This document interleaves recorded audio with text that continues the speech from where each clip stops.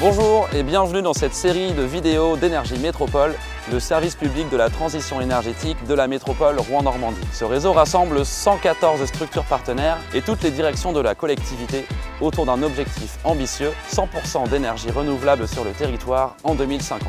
Ce cap a été fixé en 2019 et en 2024, on fait le point. Je vous propose d'aller à la rencontre de plusieurs de ces acteurs. 16 enjeux, 16 vidéos pour décrire un maximum d'actions concrètes. C'est parti!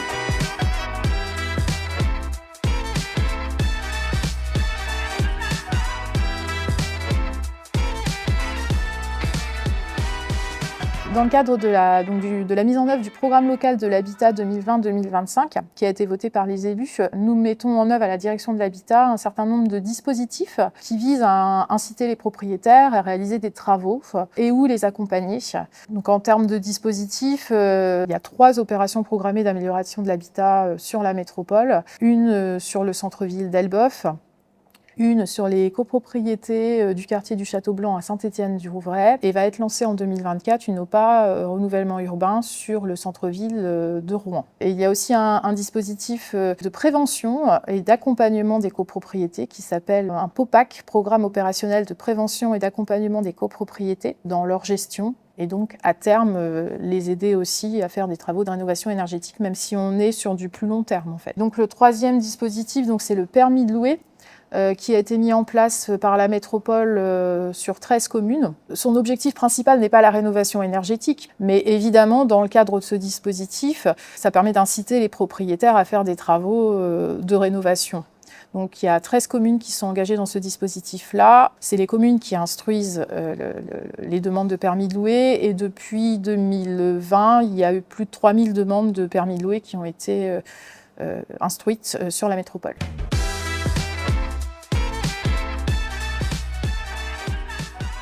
Alors sur le sujet de la lutte contre la précarité énergétique, la DIL intervient d'abord auprès des ménages, c'est le rôle premier des habitants. Sur le sujet de l'habitat indigne qui pour nous est assez important et très lié à la lutte contre la précarité énergétique. Aujourd'hui, en dehors du sujet générique des rapports locatifs, c'est le premier sujet sur lequel la DIL est consultée, donc l'accompagnement des ménages.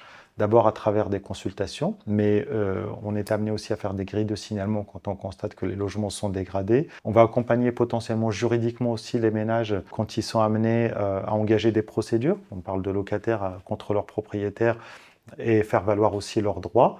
Et puis la lutte contre les marchands de sommeil, il y a un protocole partenarial qui existe au niveau de l'arrondissement de Rouen. Donc il y a la CAF, il y a l'Agence régionale de santé, les services de l'État, qui permet aussi de lutter contre ce fléau parce que la lutte contre l'habitat indigne, ça paraît peut-être éloigné pour certains avec la rénovation énergétique, mais c'est souvent lié. L'habitat indigne, c'est des passoires thermiques, c'est des logements qui ont besoin d'être rénovés. Souvent, ce n'est pas forcément le premier discours qu'on va porter, parce que ce n'est pas la préoccupation principale des occupants. La préoccupation principale, c'est d'avoir un logement. C'est peut-être sortir aussi de ce logement qui est fortement dégradé.